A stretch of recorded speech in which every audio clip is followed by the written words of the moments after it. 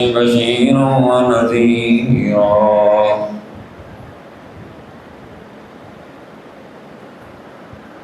من يطع الله ورسوله فقد رشد واهتدى ومن يعص الله ورسوله فقد ضل وغوى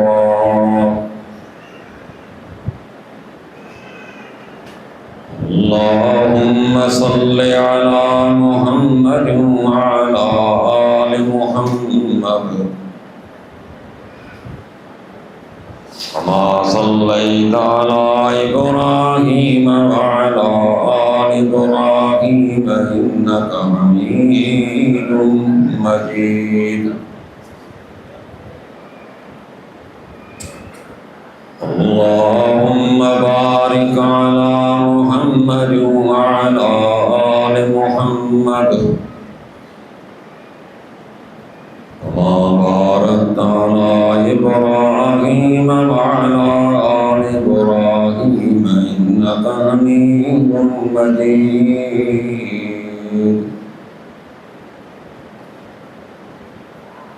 أعوذ بالله السميع العليم من الشيطان الرجيم بسم الله الرحمن الرحيم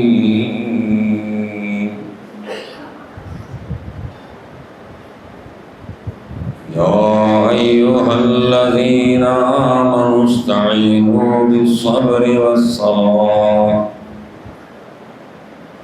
إن الله مع الصابرين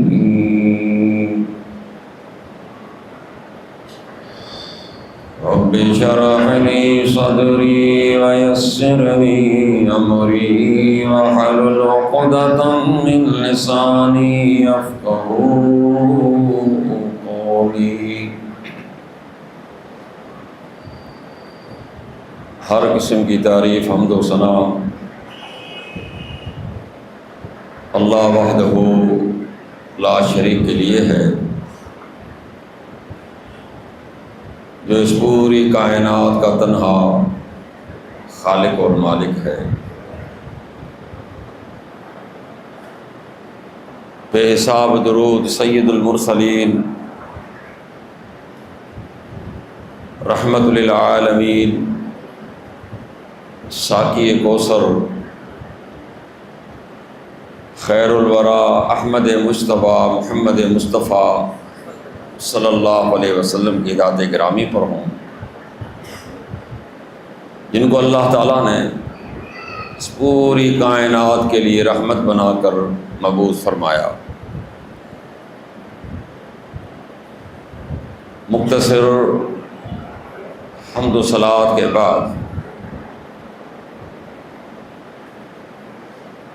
معزز سامعین اکرام،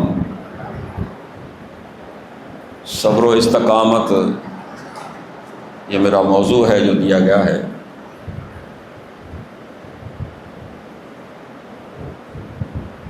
ایک بندے نے اللہ کے رسول صلی اللہ علیہ وسلم سے درخواست کی کہ مجھے نصیحت کیجیے۔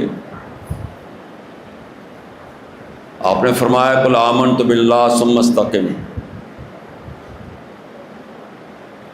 تو اللہ پر ایمان لائے پھر اس پر تو استقامت اختیار کرے، کیونکہ ایمان لانے کے بعد طرح طرح کی آزمائشیں تم پر آئیں گی۔ ان آزمائشوں پر اپنے آپ کو قابو کرتے ہوئے حق کے دامن کو چھوڑنا نہیں ہے، اس پر پھر ڈٹے رہنا ہے۔ حالات اور ماحول آپ کے لیے سازگار ہو یا نہ ہو، لیکن اللہ اس کے رسول صلی اللہ علیہ وسلم کی بات سے پیچھے نہیں ہٹنا، اس کو کہتے ہیں استقامت۔ اور پھر یہ جب تکلیف آ جائے اس پر صبر بھی کرنا ہے۔ دیکھیے اگر آپ تاریخ اٹھائیں، باہر جانے کی ضرورت نہیں ہے، سب سے پہلے آپ رسول اللہ صلی اللہ علیہ وسلم کے اسوا کو دیکھیے کہ جب آپ نے دعوت کا کام شروع کیا، تبلیغ کا کام شروع کیا، تو لوگوں نے آپ سے کیا کیا معاملات کیے۔ حالانکہ اس سے قبل مکے کے اندر آپ صلی اللہ علیہ وسلم کو امین اور صادق کا لقب دیا جاتا تھا۔ لوگ کہتے تھے یہ ہمارے آنکھوں کا تارا ہے، بڑی محبت سے پیش آتے، بڑے اخلاق سے پیش آتے۔ لیکن جیسے ہی آپ نے توحید کا پیغام پہنچانا شروع کر دیا تو انہوں نے سب سے پہلے کام کیا کہ استہزاء، مذاق۔ یہ ایک دشمن کا پہلا وار ہوتا ہے کہ بندے کو اتنا اس کو جو ہے نا ستاؤ، اتنا ستاؤ کہ اپنی ہمت ہار بیٹھے، اس کو اتنا تنگ کرو کہ یہ اس بات پر مجبور ہو جائے کہ صاحب یہ کام مجھ سے مشکل ہے، میں نہیں کر سکتا۔ لیکن جس کو اللہ استقامت سے نوازتا ہے پھر ولا لا یخافون لومۃ لائم، پھر ملامت کے کرنے والے ملامت سے ڈرنے والے نہیں ہوتے، پھر اپنے کام کو جاری رکھتے ہیں۔ تو نبی اکرم صلی اللہ علیہ وسلم پر انہوں نے استہزاء کرنا شروع کر دیا، کہنے لگے بھائی یہ تو جادوگر ہے، ساحر کذاب، کہا کہ جادوگر بھی ہے معاذ اللہ بڑا جھوٹا ہے۔ حالانکہ وہ جانتے تھے کہ رسول اللہ صلی اللہ علیہ وسلم نے زندگی میں کسی سے جھوٹ نہیں بولا، لیکن بات یہ ہے کہ ان کو اس طرح بات کرنا ہے تاکہ لوگوں کے دلوں کے اندر آپ کے لیے نفرت پیدا ہو، اور پھر یہ باقاعدے آپ جہاں جاتے آوازیں کستے، تکلیفیں دیتے، طرح طرح کی جو ہے نا باتیں کرتے۔ یا ایھا الذی نزل علیہ القرآن نزل علیہ ذکر انک لمجنون، آپ کہیں جا رہے ہیں، اے وہ انسان، اے وہ شخص جس پر یہ کتاب نازل کی گئی ہے، انک لمجنون، تو پاگل ہے، تو مجنون ہے۔ یعنی بتائیں کہ اللہ کے رسول کے دل پر کیسے دکھ ہوں گے۔ ایک دن عتبہ بن ربیعہ کہنے لگا کہ بھتیجے، بڑی اپنائیت کے ساتھ، بڑی محبت کے ساتھ کہہ رہا ہے کہ ہمیں شک ہے کہ آپ کو کسی بدروح کا سایہ آ گیا ہے، آپ کو بدروح کا سایہ آ گیا ہے۔ اور دیکھیں ہمارے پاس بڑے بڑے عالم ہیں، بڑے بڑے عامل ہیں، میری ان سے بڑی دوستی ہے، اگر آپ کہیں تو میں آپ کا علاج کرا دوں۔ یعنی اللہ کے رسول صلی اللہ علیہ وسلم کو کس طرح تنگ کیا جا رہا ہے، کبھی محبت پیش کر رہے ہیں، کبھی نفرت کے ساتھ پیش کر رہے ہیں کہ کسی بھی لحاظ سے، اور پھر انسان تو ظاہری باتیں کب تک برداشت کرے۔ اللہ نے فرمایا کہ مجھے معلوم انک ضیق فی صدرک، آپ کے سینے میں جو ہے نا یہ تنگی تو آتی ہے، اس کی کڑی کسیلی باتیں سن کے آپ کو صدمہ تو پہنچتا ہے، آپ کو افسوس ضرور ہوگا، لیکن کیا فرمایا کہ نون والقلم وما یسطرون ما انت بنعمت ربک بمجنون وَإِنَّ لَكَ لَأَجْرًا غَيْرَ مَمْنُونٍ وَإِنَّكَ لَعَلَىٰ خُلُقٍ عَظِيمٍ فَسَتُبْصِرُ وَيُبْصِرُونَ بِأَيِّكُمُ الْمَفْتُونُ إِنَّ رَبَّكَ هُوَ أَعْلَمُ بِمَنْ ضَلَّ عَنْ سَبِيلِهِ وَهُوَ أَعْلَمُ بِالْمُهْتَدِينَ۔ کہا کہ نون، قسم ہے مجھے قلم کی جس سے لکھتے ہیں اس کی مجھے قسم ہے۔ اللہ نے قسم اٹھائی قلم کی۔ میرے پیغمبر، ماں انت بنعمت ربک بمجنون، اپنے رب کی نعمت سے تو پاگل نہیں، تو مجنون نہیں ہے۔ وَإِنَّكَ لَعَلَىٰ خُلُقٍ عَظِيمٍ، آپ تو اخلاق کے اعلیٰ مقام پر فائز ہیں، آپ اعلیٰ مقام پر فائز ہیں، آپ مجنون نہیں ہیں۔ آپ دل میں نہ کریں ان کی باتیں، مجنون آدمی اتنا تھوڑے پاک و صاف رہتا ہے، نظافت سے رہتا ہے، اتنی پاکائی سے رہتا ہے، اتنی بہترین باتیں کرتا ہے، یہ تو دانائی کی باتیں، یہ تو آپ تو حکمت کی باتیں کر رہے ہیں، یہ تو سارے جلن کی وجہ سے آپ کے لیے ایسے کر رہے ہیں، لیکن آپ ان کے لیے کوئی دل میں مت لانا، کوئی مسئلہ نہیں، ان کو کہنے دو، میں بھی دیکھ رہا ہوں، آپ بھی دیکھتے رہیں کہ دیکھیں آگے ہوتا کیا ہے۔ ان ربک اعلم بمن ضل عن سبیلہ وهو اعلم بالمہتدین، کہ تیرا رب جانتا ہے کہ کون سیدھے راستے پر ہے، کون گمراہ ہے، کہ سب کو میں جانتا ہوں۔ بس یہ ہے کہ آپ اپنے کام کو جاری رکھیے، آپ بے فکر ہو جائیے، اپنے پلیس کو، اپنی جگہ کو آپ نے چھوڑنا نہیں ہے، کیونکہ بعض اوقات استعداد کرنے کا مقصد یہ ہے کہ بندہ یہ جگہ چھوڑ کر چلے جائے، ایک شہر چھوڑ کر دوسرے شہر میں چلے جائے، کسی طریقے سے ان کو بیدار کرو، تنگ کرو کہ یہاں سے نکل جائے۔ اللہ نے کیا فرمایا کہ نہیں، آپ اپنی جگہ نہیں چھوڑیں گے، آپ اپنی جگہ کام کرتے رہو۔ دیکھیں جب ہجرت کا معاملہ آیا تو آپ نے صحابہ کو اجازت دی کہ بھائی تم ٹھیک ہے چلے جاؤ، 100 کے آدمی حبشہ چلے گئے، باقی کو کہا کہ ٹھیک ہے تم مدینہ چلے جاؤ، لیکن آپ نہیں جا رہے۔ کیوں نہیں جا رہے؟ جب تک آرڈر ہو، جب تک حکم ہو، کیونکہ انبیاء اس بات کے پابند ہوتے ہیں کہ جہاں ان کی ڈیوٹی لگی ہوتی ہے وہاں سے وہ اللہ کی رخصت کے بغیر وہاں سے جا نہیں سکتے۔ اللہ نے مثال دی نا ہمیں قرآن میں کہ یونس علیہ السلام جب قوم نے بہت زیادہ زیادتی کی، اللہ سے دعا مانگی تو عذاب کا جو ہے نا وہ انہوں نے کہا کہ بس آنے والا ہے، تو دین کی حمیت میں، دین کی غیرت میں کہا کہ اب تم جانو، تمہارا کام جانے، نکل گئے۔ لیکن یہ نکلنا اللہ کہتے ہیں مجھ سے پوچھا کیوں نہیں؟ پوچھتے نا، پلیس چھوڑی، جگہ چھوڑ دی، نہیں چھوڑنی چاہیے تھی۔ فَظَنُّوا نِذَابًا مُغَاضِبًا فَظَنَّا لَن نَّقْدِرَ عَلَيْهِ فَنَادَىٰ فِي الظُّلُمَاتِ اللہ الہ الا انت سبحانک انی کنت من الظالمین فاستجبنا له ونجیناہ من الغم وکذالک ننجی المؤمنین۔ کہا کہ مچھلی والا جب ناراض ہو چلا، اس نے سمجھا ہم سختی کے ساتھ نہیں پکڑیں گے، فنادا فی الظلمات، کہا کہ اندھیروں میں مجھے پکارنے لگا کہ لا الہ الا انت سبحانک انی کنت من الظالمین، اللہ تیرے سوا کوئی معبود نہیں، تو پاک ہے، میں نے اپنے اوپر ظلم کیا ہے۔ فاستجبنا له ونجیناہ من الغم، کہا کہ میں نے اس کی دعا کو قبول کر لیا، میں نے غم سے نجات دے دی۔ وکذالک ننجی المؤمنین، کہا کہ اس طرح مومنوں کو ہم نجات دیتے ہیں۔ اللہ نے کیا فرمایا؟ ولا تکن صاحب الحوت، ابھی بچہ پڑھ رہا تھا سورہ قلم، کہا کہ اس مچھلی والے کی طرح آپ بھی مت ہو جانا کہ انہوں نے جو ہے اپنی پلیس چھوڑ دی، جگہ چھوڑ دی، حکم ثانی کا انتظار نہیں کیا، آپ اپنی جگہ پہ کام کرتے رہیں گے۔ وہ وقت بھی آیا کہ 3 بندے کام پر وہاں رہ گئے، علی رضی اللہ تعالیٰ عنہ، ابو بکر رضی اللہ تعالیٰ عنہ، آپ صلی اللہ علیہ وسلم۔ جب تک آرڈر ملے چھوڑنے کا، ایسا چھوڑنا نہیں ہے۔ روز آ کے ابو بکر صدیق پوچھتے تھے اللہ کے رسول آرڈر ملا کہ نہیں ملا؟ کہ نہیں ملا۔ پھر پوچھتے کہ جی کچھ دنوں کے بعد جی مکہ چھوڑنے کا آرڈر ملا ہے؟ نہیں ملا۔ اما عائشہ رضی اللہ عنہ فرماتی ہیں کہ ایک دن آپ بالکل دوپہر کو آ گئے، اور یہ وقت ایسا ہوتا ہے عربوں کے اندر کسی کے پاس دوپہر کو نہیں جاتے تھے کہ یار وہ کیلولا میں ہو، سویا ہوا ہو، پتہ نہیں کس حال میں ہو، تو یہ لوگ جو ہے نا اپنے حساب سے جاتے تھے۔ تو آپ اچانک آئے اور کہا کہ آپ کا پورا جسم مبارک جو ہے نا کپڑے سے لپٹا ہوا تھا۔ آگے ابو بکر صدیق رضی اللہ عنہ گھر پر، ابو بکر کہ اللہ کے رسول کا آرڈر آ گیا ہے، اب نکلنا ہے، اب اللہ نے اجازت دے دی کہ چلنا ہے۔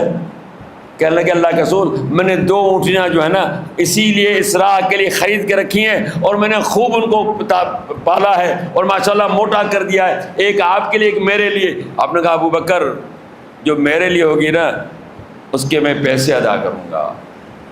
ہاں کیا کروں گا؟ میں آپ کو اس کی رقم دوں گا۔ تو ابو بکر صدیق رونے لگے، اللہ کے رسول کیا میرا مال آپ کا مال نہیں ہے؟ لیکن یہاں دیکھیں ہمیں سبق ہے کہ ہمیں جیسے ملے کہ ہاں وہ بسم اللہ لاؤ بھائی سبحان اللہ، لیکن دیکھیں اللہ کے رسول کی اہمیت کو دیکھیے۔ آپ نے کیا فرمایا کہ نہیں بھائی اس کے میں آپ کو پیسے دے دوں گا، ایسے نہیں چلوں گا میں بھی۔ تو بہرحال جب اجازت ملی تو آپ صلی اللہ علیہ وسلم نے ہجرت کی۔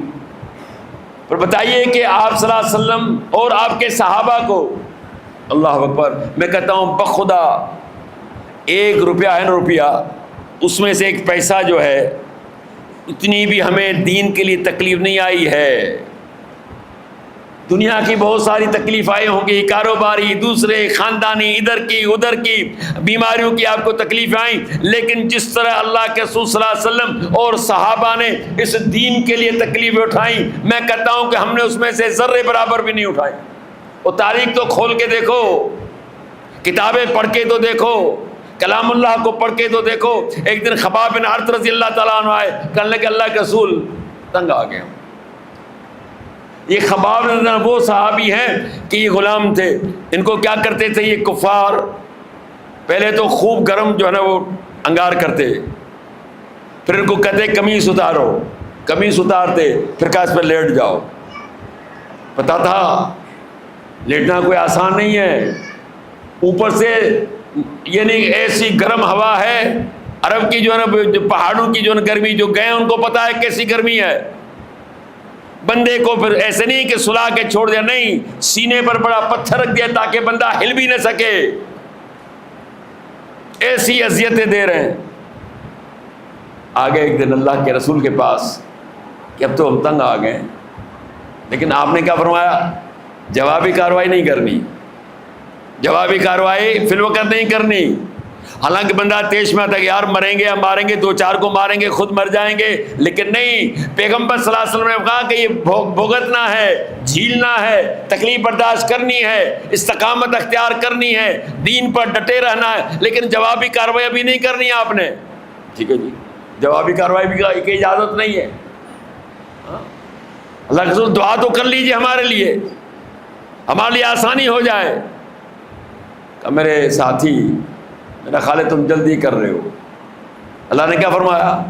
ام حسبتم ان تدخلوا الجنة ولما يأتكم مثل الذين خلوا من قبلكم مستهم البأساء والضراء وزلزلوا حتى يقول الرسول والذين آمنوا معه متى نصر الله ألا إن نصر الله قريب۔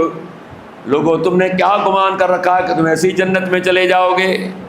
اتنا آسان تو نہیں جنت میں جانا، اتنا آسان نہیں ہے کہ آپ یہ کہو گے جی سردی ہے، ٹھنڈا پانی ہے، گرم کرنے کا بھی بندوبست نہیں ہے کیونکہ گیس بھی نہیں ہے، اب اس ٹھنڈے پانی سے کیسے میں گرم وضو کروں؟ کہا یہی تو تیری آزمائش ہے، یہی تو تیری استقامت ہم دیکھنا چاہتے ہیں کہ اب ہم دیکھیں گے کہ آپ اس گرمی کے اندر روزے رکھتے ہو کہ نہیں رکھتے، پیسہ ہے حج و عمرہ کرتے ہو کہ نہیں کرتے ہو، زکوٰۃ دیتے ہو یا نہیں دیتے ہو، یہی تو تمہاری آزمائش ہے۔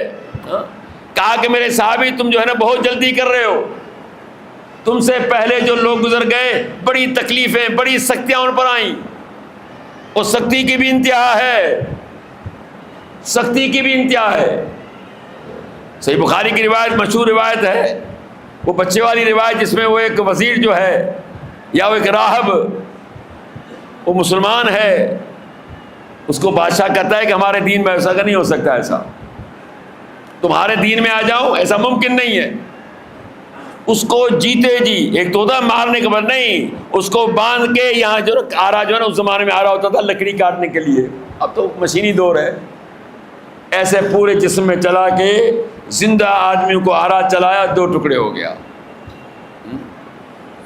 کیا فرمایا کہ جنت میں جانا اتنا آسان نہیں ہے، اس کے لیے تکلیف اٹھانی پڑتی ہیں۔ مستہم البأساء والضراء وزلزلوا، کا تکلیفیں بھی آئیں، مصیبتیں بھی آئیں، اور ان کو بڑا جھنجھوڑا گیا، ان کو ہلا کے ہم نے رکھ دیا، ایسے ہلے کہ کوئی انتہا نہیں۔ پھر اللہ نے فرمایا کہ رسول بھی کہہ چکے کہ اللہ تیری مدد کب آئے گی؟ الا ان نصر اللہ قریب، خبردار اب کی مدد تمہارے قریب ہے۔ میں تو ذرا دیکھ تو لوں کہ تم کتنے پانی میں ہو۔ حاسب الناس یترکوا یقولوا آمنا وهم لا یفتنون، کہا لوگوں نے کیا گمان کر رکھا ہے کہ وہ کہتے ہیں ہم ایمان لائے، کیا یہ آزمائے نہیں جائیں گے؟ لوگوں نے کیا گمان کیا ہے کہ آپ نے خالی دعویٰ کر دی لا الہ الا اللہ محمد رسول اللہ، مانا کہ اسلام میں تم داخل تو ہو گئے، اب آپ کیا سمجھتے ہو کہ ایسے ہی تو چلے جاؤ گے؟ نہیں، ایمان کے لانے کے بعد جو ہے، مسلمان ہونے کے بعد تم پر طرح طرح کی مصیبتیں، طرح طرح کی آزمائش آئیں گی۔ میں دیکھنا چاہوں گا کہ تم میں سے کون ہے جو بٹھی میں پک کر جو اینٹ کندن ہو جاتی ہے، ایسے لگاؤ تو بجنے لگتی ہے، اور دوسری 2 نمبر ہوتی ہے، اس میں کوئی مزہ نہیں ہوتا، مالک کیا کہتے اس کو یار ادھر کر دو۔ اللہ میں بھی تو دیکھنا چاہوں نا کہ دعویٰ تو تمہاری ایمان کی بڑی ہے کہ میں یہ کر لوں گا، میں وہ کر لوں گا، کہا کہ ذرا آزمائش آ جائے دیکھ لو کہ تو کرتا کیا ہے۔ وہ بلال رضی اللہ تعالیٰ عنہ امیہ بن خلف کا جو ہے غلام ہے، اس اللہ کے بندے کو گلے میں جو ہے نا، جس طرح کوئی جانور کو گھسیٹتا ہے اس طرح جو ہے وہ گھسیٹ رہے ہیں پہاڑوں کی زمین پر، کوئی معمولی بات نہیں ہے۔ اور پھر ان کو بھی سلا کے سخت، یعنی نیچے جیسے زمین توا پک رہا ہے اور اوپر سے سخت جو ہے کہ گرمی ہے، 50-55 جو ہے نا ڈگری گرمی، کوئی مذاق نہیں پہاڑوں کے اندر، اوپر سے سینے میں پتھر ہے۔ کہتے ہیں کہ تو خالی جو ہے نا محمد صلی اللہ علیہ وسلم کا انکار کر دے، تو خالی ہمارے معبودوں کی تعریف کر لے، لیکن وہ آواز بہت ہلکی نکل رہی ہے، لیکن کیا کریں، احد احد احد، بڑا سخت آدمی۔ اور کہتا ہے یہ مجھے سزا دیتے میں اور ان کو جلاتا، مانا کہ سزا تو مجھے آ رہی تھی، مجھے پتا ہے، لیکن میں ان کو کیا، احد کے مانا کیا، اللہ ایک ہے، یہ تمہارے معبود کچھ بھی نہیں۔ اس حالت کو دیکھ کے ابو بکر صدیق رضی اللہ تعالیٰ عنہ نے پھر ان کے مالک کو پیسے دے کے ان کو آزاد کرایا۔ وہ عمار رضی اللہ تعالیٰ عنہ، ان کی گھر والی سمیہ رضی اللہ عنہ، ان کے بیٹے، بلکہ ان کا بیٹا عمار، اور یاسر ان کا شوہر، حالانکہ یاسر غلام نہیں تھے، یمن کا رہنے والا بندہ تھا، یہ ابو جہل کا ایک بھائی تھا، ذرا نرم دل آدمی تھا، اس نے اس کو حلیف بنایا ہوا تھا کہ ٹھیک ہے آپ یہاں مکے میں رہ لیں، لیکن ان کی بیوی جو تھی وہ کنیز تھی، ٹھیک ہے، اب مسلمان ہوئے، مسلمان تو کیا ہوئے، اور اس دوران اس کا چچا بھی فوت ہو گیا، اب یہ آ گئے کس کی کفالت میں، ابو جہل کے۔ اچھا ان کے ہاں غلام تو ایسے تھے جیسے آپ کی بکری آپ نے ذبح کر دی نا، کوئی آپ سے نہیں پوچھے گا میاں آپ نے کیوں ذبح کی، آپ کی بکری کو ذبح کرو پوچھے گا آپ سے، کوئی نہیں پوچھتا نا۔ وہاں غلام کی حیثیت یہ تھی کہ اس کو ذبح کر دے، اس کو مار دے، اس کو دفن کر دے، اس کو بیچ دے، کوئی اس کی عزت نہیں تھی بیچارے کی، کوئی پوچھے گا نہیں کہ یار آپ نے کیا کیا، کیونکہ اس کا غلام ہے۔ اب وہ تو غلام تھی، اب ایک دن جو ہے ان کو ٹارچر کر رہے تھے، مار رہے تھے، تو گزر میرے پیغمبر صلی اللہ علیہ وسلم کا ہوا، آپ نے ان کی حالت دیکھی، بڑا ترس آیا، لیکن کیا فرمایا، وہ آل یاسر صبر کر لو، تمہارے لیے جنت تیار ہے، صبر کر لو تمہارے لیے جنت تیار ہے۔ یہاں تک کہ ان کی گھر والی کو ابو جہل نے ایک دن برہنہ کیا، بالکل ان کے سامنے، اور ایک چھوٹا سا بت لے آیا، کہنے لگا کہ خالی تو اس کو مان لے، خالی اس کی تعریف کر دے، میں تمہیں چھوڑ دوں گا۔ اس نے اس پہ تھوک لگا دی، کہا کہ اس کی کوئی ضرورت نہیں، جا یہاں سے۔ اس ظالم کو بڑا تیش آیا، اس نے برچھی لی اور ان کی شرمگاہ میں ماری، وہیں وہ شہید ہو گئے۔ یہ اسلام کی پہلی شہید خاتون ہے جنہوں نے استقامت کو اختیار کیا۔ ان الذين قالوا ربنا الله ثم استقاموا تتنزل عليهم الملائكة الا تخافوا ولا تحزنوا وابشروا بالجنة التي كنتم توعدون۔ جنہوں نے کہا ہمارا رب ایک ہے، پھر اس پر استقامت اختیار کی، تتنزل علیہم الملائکہ، ان پر فرشتے نازل ہوتے ہیں، اللہ تخافوا ولا تحزنوا، آج تمہیں کوئی غم اور کوئی تکلیف نہیں ہونی چاہیے، تمہیں کوئی خوف نہیں ہونا چاہیے۔ نحن اولیاءکم فی الحیاۃ الدنیا وفی الآخرہ ولکم فیہا ما تشتہی انفسکم ولکم فیہا ما تدعون۔ ہم دنیا میں بھی تمہارے دوست، آخرت میں بھی تمہارے دوست رہیں گے، اس جنت میں جو تمہارا جی چاہے گا تمہیں میسر کر دیا جائے گا۔ یہ رب غفور رحیم کی طرف سے تمہارے لیے مہمانی ہوگی۔ کن کو؟ جو مرتے تک جو ہے استقامت اختیار کیے ہوئے ہیں، فرشتے ان پر نازل ہوتے ہیں، اللہ کی طرف سے خوشخبریاں ہوتی ہیں، کیونکہ آپ کے پاس بھی فرشتہ آئے گا۔ اللہ نے کیا فرمایا قرآن میں؟ اگر نیک آدمی ہے اس کے لیے کیا فرشتے اسے کہیں گے؟ ہم اور آپ تو نہیں سن رہے ہیں نا، لیکن وہ بندہ سن رہا ہے۔ یا ایھا النفس المطمئنہ ارجعی الی ربک راضیۃ مرضیہ فادخلی فی عبادی وادخلی جنتی۔ او اطمینان والی جان، کیا کہیں گے؟ او اطمینان والی جان، واپس ہو جا اپنے رب کی طرف، راضی اور خوشی واپس ہو جا۔ فَدُخُلِي فِي عِبَادِي وَادْخُلِي جَنَّتِي، میرے بندوں میں داخل ہو جا، میری جنت میں داخل ہو جا۔ یہ الفاظ میں اور آپ نہیں سنتے، اللہ کہتے ہیں ہم ان کو سناتے ہیں۔ تو یہ فرشتے ان کو آ کے کہتے ہیں اللہ تخافوا ولا تحزنوا، تیری جان جائے تو کیا ہوا، پرواہ نہ کر، ہم نے تو تیرے لیے جنت تیار کی ہے، ہم نے تو تیرے لیے مہمانی تیار کی ہے، تو جب ہمارے لیے جان دے رہا ہے تو اس سے بڑھ کر اور کیا ہو سکتا ہے۔ یہ وہ لوگ تھے جنہوں نے اپنی جانیں قربان کر دی۔ عبداللہ بن حذافہ رضی اللہ تعالیٰ عنہ صحابی رسول، یہ کسی طرح جو ہے نا عیسائیوں کے ہاتھ چڑھ گئے۔ عیسائیوں کا بادشاہ ان کے پاس ان کو پیش کیا گیا، انہیں کہا گیا کہ انتہائی جنرل آدمی ہے، بڑا کام کا بندہ ہے۔ تو بادشاہ نے اسے کہا عبداللہ ہمارے دین کو قبول کر لو۔ پھر کہا میں تمہیں اپنی جو ہے نا حکومت میں تمہیں شامل کروں گا، تمہیں جو ہے حکومت دوں گا۔ انہوں نے کہا بادشاہ اگر یہ میں نہ کروں تو کیا ہوگا؟ کہا موت ہے۔ کہا اس میں آپ آزاد ہیں، اگر موت کا معاملہ ہے نا اس میں آپ آزاد ہو۔ کہا سوچ لو۔ کہا کہ سوچنے کی ضرورت ہی نہیں ہے، آپ نے اگر مارنا ہے تو مار لو، لیکن مجھ سے یہ توقع رکھو کہ میں آپ کا دین قبول کر لوں گا اور محمد رسول اللہ صلی اللہ علیہ وسلم سے بے وفائی کر کے تمہارے دین میں آ جاؤں گا، یہ تمہارا خیال ہے۔ بادشاہ نے دیکھا کہ بندہ کام کا ہے لیکن مان نہیں رہا، اپنے بندوں سے کہتا ہے اس کو پھانسی گھاٹ پہ لے جاؤ، لیکن پھانسی نہیں دینا، ابھی اس کے پاؤں کو چھیدتے رہو، تیر مارو، ہو سکتا ہے کہ ہماری بات کو قبول کر لے اور ہمیں یہ کام آئے گا، بندہ کام کا ہے، ہم اس کو ضائع کرنا نہیں چاہتے۔ ٹھیک ہے جی، ان کو اوپر لے گئے پھانسی گھاٹ پہ، لیکن ان کو نیچے تیر مارنے لگے، کوئی اثر نہیں۔ آگے بادشاہ بولا بادشاہ وہ مانتا نہیں ہے بھائی، واپس لے آؤ۔ ہاں عبداللہ کیا کہہ رہے ہو؟ وہی میری بات ہے جو میں پہلے کہہ چکا ہوں۔ پھر یہ اپنے لوگوں کو حکم دے رہا ہے کہ 2 دیگیں لاؤ، اس کو خوب گرم کرو، اس کے اندر تیل وغیرہ، وہ خوب گرم کی گئی۔ کہا کہ 2 مسلمان قیدی لے آؤ۔ ان 2 مسلمان قیدیوں کو لایا گیا اور انہی کے سامنے اس کو ان کے اندر ڈال دیا گیا۔ وہ سیکنڈ کے اندر جو اللہ کے بندے ہو جا کے اللہ سے ملے، ان کی ہڈیاں ظاہر ہیں۔ عبداللہ جی آپ نے حشر دیکھا اپنے ساتھیوں کا؟ جی دیکھ لیا۔ کیا کہتے ہو؟ کہا وہی بات ہے جو میں کہہ رہا ہوں، دوسری بات ہی نہیں ہوگی۔ ساتھیوں سے کہتا ہے کہ لگتا ہے کہ اس کو بھی دیگ میں جانا ہے، اس کو لے جاؤ بھائی، چڑھا دو دیگ پہ۔ جب ان کو لے جایا گیا تو وہ آنکھوں سے کچھ آنسو آ گئے، رونے لگ گئے۔ آگے بادشاہ کے پاس جی وہ اب رو رہا ہے، لے آؤ۔ کل عبداللہ آپ بول اب کیا کہتے ہو؟ اس نے کہا بادشاہ لگتا ہے کہ میرے آنسو سے تو دھوکہ کھا گیا، تو یہ سمجھ رہا ہے کہ میں موت کو دیکھ کر رو رہا ہوں؟ نہیں، میں اللہ کے سامنے رو رہا ہوں کہ اللہ عبداللہ ایک ہے، اگر ایک بال کے بدلے میری جان ہوتی میں تیرے لیے قربان کر دیتا۔ مجھے موت سے خوف نہیں ہے، تو میرے آنسو پر مت جانا۔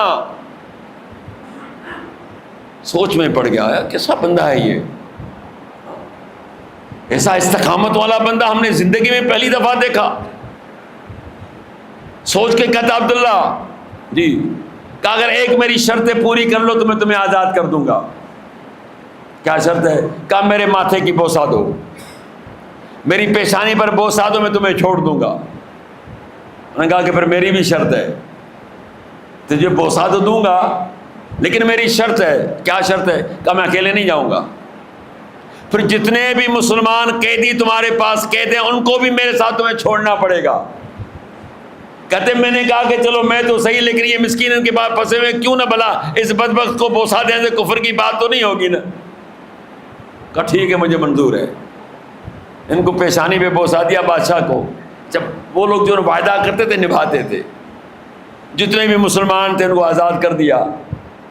عمر رضی اللہ تعالیٰ عنہ کا دور تھا، آگے پورا قصہ سنایا تو عمر رضی اللہ تعالیٰ عنہ اٹھے اور ان کے پیشانی پر بوسہ دیا، اور وہاں جتنے بھی لوگ تھے کہا کہ تم پر فرض ہے کہ ان کی پیشانی پر بوسہ دو، محمد رسول اللہ صلی اللہ علیہ وسلم کے ساتھی پر تمہیں ایسے نہیں ملیں گے، ایسے ساتھی تمہیں بار بار نہیں ملیں گے.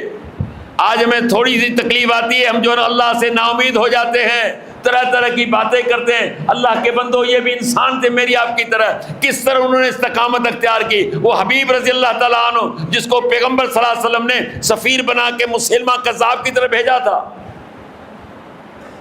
حالانکہ چھوٹے چھوٹے بچے تھے، لیکن کہتے ہیں کہ میں نے جو ہے جاتے ہوئے مڑ کے نہیں دیکھا بچوں کو، کہیں دل میں ارمان نہ ہو جائے، کہیں ادھر ادھر بات نہ ہو جائے. ان کو میں چھوڑ کے چلا گیا مسلمہ کے پاس. جب مسلمہ کو آپ کا خط دیا تو مسلمہ نے کہا کہ اچھا یہ بتا کہ محمد رسول اللہ صلی اللہ علیہ وسلم کے بارے میں تیرا کیا عقیدہ ہے؟ کہا عقیدہ کیا، وہ اللہ کے رسول ہیں. کہا میرے بارے میں آپ کیا کہتے ہو؟ کہا آپ کے لیے میری زبان بند ہے. کیا مقصد؟ تو کچھ بھی نہیں ہے، تیری کیا حیثیت ہے؟ اس نے کہا اچھا اپنے دوست کے لیے تیری زبان کھلی ہوئی ہے اور میرے لیے تیری زبان بند ہے. اپنے جلادوں سے کہتا ہے کہ اس کو لے جاؤ، ایسے نہیں مارنا، اس کے ایک ایک پور کو کاٹتے جانا. اس کی گردن نہیں اڑانی تم نے، پہلے اس کی جو ہے ایک ایک پور جو جوڑ ہے انسان کا، کائن کا جوڑوں کو کاٹنا. جہاں پر یہ میرے لیے اقرار کر لے تو اس کو چھوڑ دو، اگر اقرار نہیں کرتا تو آخر تک اس کا معاملہ پورا کر دینا. لے آئے. جسم کٹ رہا ہے، جسم کے ٹکڑے ٹکڑے ہو رہے ہیں، بولا جا رہا ہے کہ ہاں بھائی کیا کہتا ہے تو مسلمہ کے لیے؟ کہا کہ مسلمہ کچھ بھی نہیں. یہی وہ لوگ ہیں جن کو اللہ تبارک و تعالیٰ نے استقامت اختیار کی ہے. پیغمبر صلی اللہ علیہ وسلم سے بے وفائی کرنے کے لیے تیار نہیں ہے. آخرکار اس طرح وہ شہید کر دیے گئے. پیغمبر صلی اللہ علیہ وسلم کو اطلاع دے دی گئی کہ آپ کے سفیر کو، آپ کے ساتھی کو اس طرح مار دیا گیا ہے، اس طرح شہید کر دیا گیا ہے. آپ نے فرمایا کہ میرا یہ ساتھی، اس کی مثال بھی اس حبیب کی طرح ہے جو اللہ نے سورہ یاسین میں ذکر کیا ہے. گاؤں میں اللہ نے 3 نبی بھیجے. اب گاؤں والے کیا کر رہے ہیں؟ قالوا انا تطیرنا بکم لئن لم تنتهوا لنرجمنکم وليمسنکم منا عذاب الیم. او نبیوں کی جماعت ہو، جب بھی تم ہمارے گاؤں میں آئے ہو، جب سے آئے ہو تو نحوست و شومی ہم پر آ گئی ہے.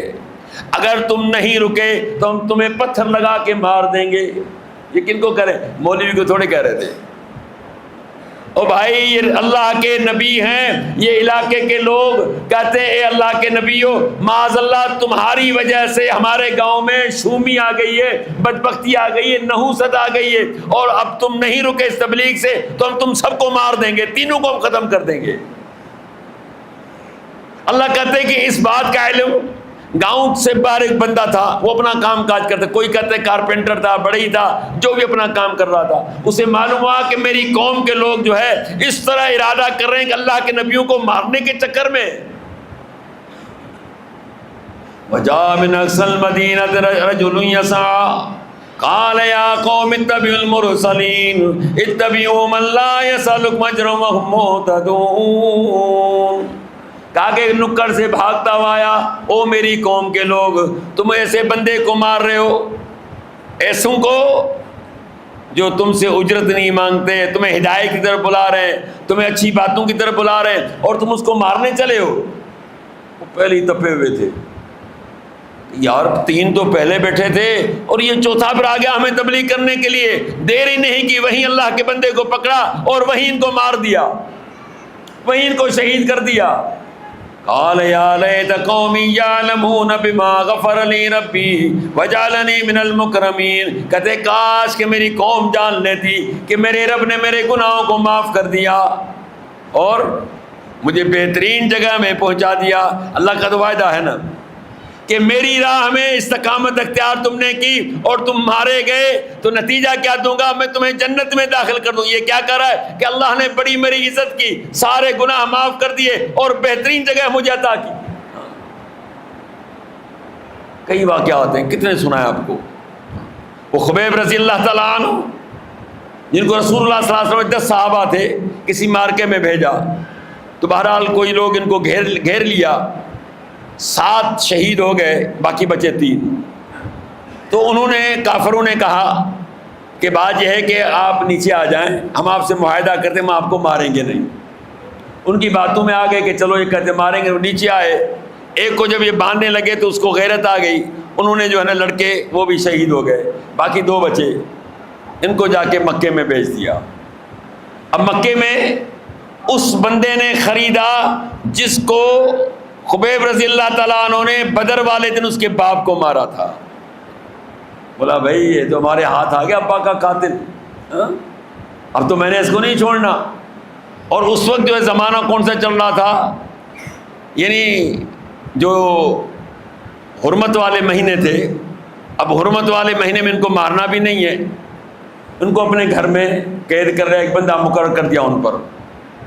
اچھا گھر میں قید ہوئے تو اس سے کہنے لگے کہ بات سنو، مجھے صاف پانی پلانا، ٹھیک ہے، حرام کا ذبیحہ مجھے نہ کھلانا، اور جب مجھے پھانسی دینے کا آرڈر ہو، مارنے کا آرڈر ہو، مجھے ایک دن ضرور بتا دینا۔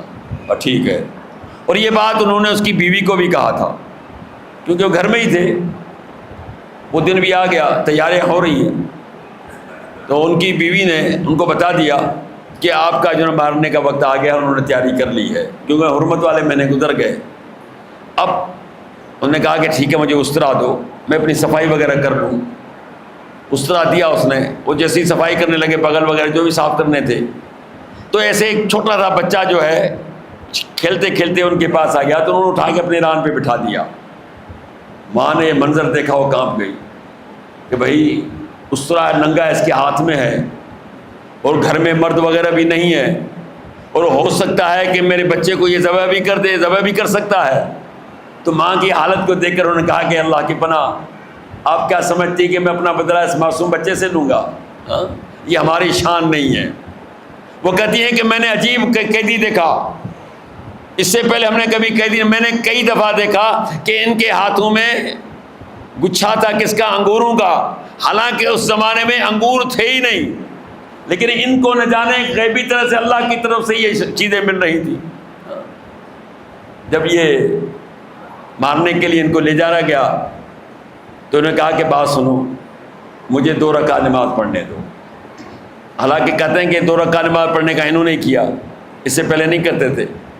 میں زیادہ بھی پڑھ سکتا ہوں، لیکن ہو سکتا ہے کہ تمہارے من میں آ جائے کہ یار یہ موت کے خوف سے نماز لمبی کر رہا ہے، لہذا مجھے ہلکی نماز 2 رکعت پڑھنے دو۔ اچھا جب نماز پڑھ لی، ان کو جو ہے پھانسی گھاٹ پہ لے جایا گیا، تو پہلے انہوں نے تیر مارنا شروع کیے۔ ایک کہتا ہے کہ ہاں بھائی اب بول کیا کہتے ہو؟ اب تو تمہارا جی چاہتا ہوگا کہ کاش کہ میری جگہ پر محمد رسول اللہ صلی اللہ علیہ وسلم ہوتے۔ انہوں نے کہا اللہ کی قسم، میں تو یہ چاہتا ہوں کہ میرے پیغمبر کے پاؤں میں کانٹا بھی نہ لگے، میرے ایک ایک رونٹا جو ہے اس کے لیے قربان ہو جائے۔ حیران ہو گئے کہ کیسی استقامت ان لوگوں کے اندر۔ ان الذين قالوا ربنا الله ثم استقاموا تتنزل عليهم الملائكة الا تخافوا ولا تحزنوا وابشروا بالجنة التي كنتم توعدون، کہ جنہوں نے کہا کہ ہمارا رب ایک ہے اور کوئی جھگڑا نہیں ہے، ان کو بھی کہا تھا کہ اگر تم ایمان سے مکر جاؤ ہم تمہاری جان بخشی کریں گے۔ جان تو جانے دو، میں تو پیغمبر صلی اللہ علیہ وسلم کے پاؤں میں کانٹا بھی دیکھنا نہیں چاہتا۔ تم تو بہت بات کہہ رہے ہو کہ پھانسی کی بات تو دور کی بات ہے، میں کہتا ہوں کہ مجھے پھانسی آ جائے، مجھے موت آ جائے، لیکن میرے پیغمبر کے پاؤں میں کانٹا بھی نہ لگے۔